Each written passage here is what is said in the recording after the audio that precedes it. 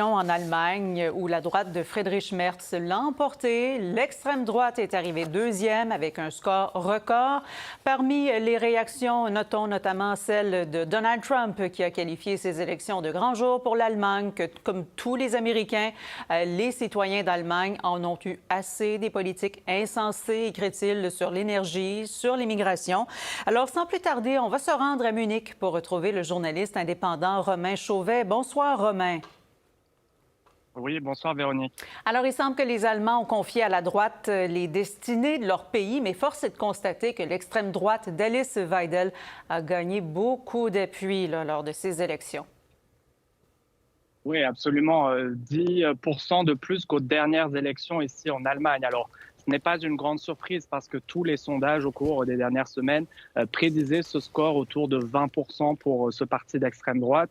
Mais ça reste quand même un choc pour beaucoup d'Allemands avec qui j'ai parlé dans les dernières heures parce que ces résultats, ils sont encore en train d'arriver petit à petit. Alors oui, la droite conservatrice arrive en tête, mais pas de majorité. Alors on surveille également dans ce dépouillement des votes qui se poursuit les petits partis parce que dans le système allemand, il faut avoir au moins 5% des voix pour entrer au Parlement allemand. Alors avec qui la droite conservatrice va devoir former une coalition. Évidemment, plus de petits partis rentrent dans le Parlement, plus cela est difficile. C'est d'ailleurs ce qui a mené à ces élections une précédente coalition qui n'a pas fonctionné ici en Allemagne.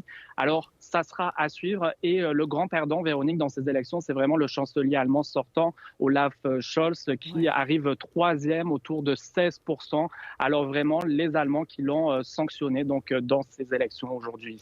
La tradition veut, Romain, donc, que la formation d'une coalition ne se fasse pas auprès de l'extrême droite. Mais il y a quand même Alice Weidel qui a tendu la main et puis qu'elle a dit on est prêt là, si vous nous contactez pour former le gouvernement. Oui, absolument. C'est la première qui a pris la parole ce soir dès qu'on a eu ces premières estimations à 18h heure locale lorsque les bureaux de vote ont fermé. Effectivement, elle a tendu la main aux conservateurs. Elle a dit qu'elle était prête à former cette coalition. Elle l'a répété dans les toutes dernières minutes dans un débat ici qui a été organisé entre les différents partis à la télévision allemande. Mais pour la droite conservatrice, eh bien, c'est un non catégorique. Le parti a déjà fermé la porte. Alors évidemment, il faudra se tourner vers d'autres petits partis, peut-être vers les Verts, les petites formations dont je vous parlais autour des 5% qui pourront peut-être également former cette coalition.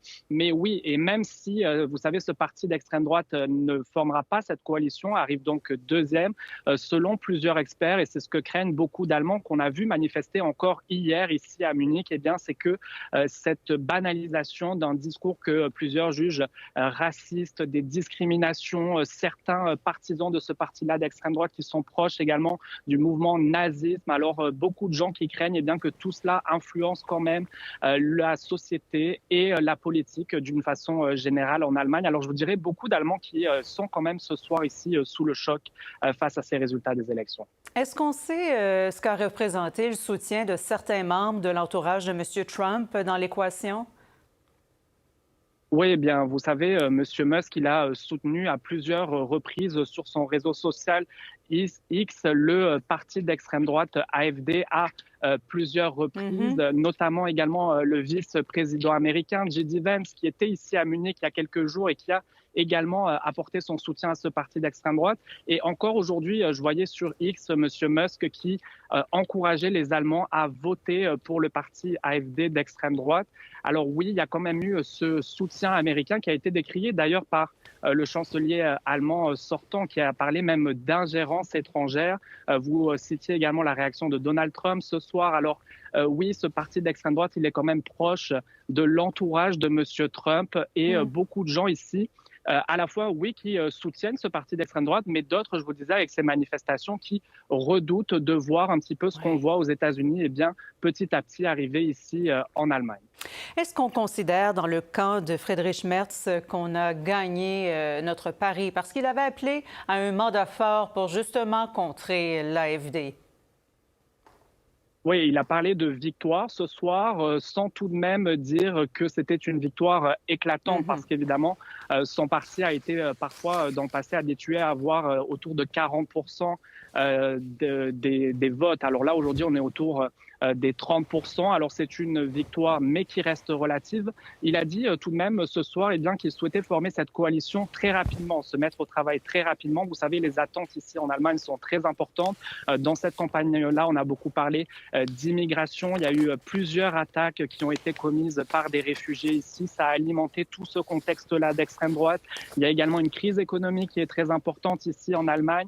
L'Allemagne qui a été pendant très longtemps une très grande puissance dans le monde et en Europe également. Mais vous savez, on assiste aujourd'hui à la désindustrialisation, beaucoup d'usines de construction de voitures qui ferment, de gens qui se retrouvent sans emploi, une très forte inflation. Alors, il y a beaucoup de travail sur la planche et notamment la question de la guerre en Ukraine également et du soutien allemand au moment où l'Europe se divise sur cette question.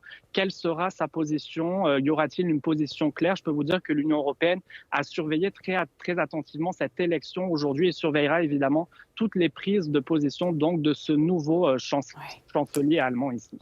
Effectivement. Romain Chauvet, on vous retrouvait à Munich ce soir, donc au terme de cette journée d'élection. Merci beaucoup.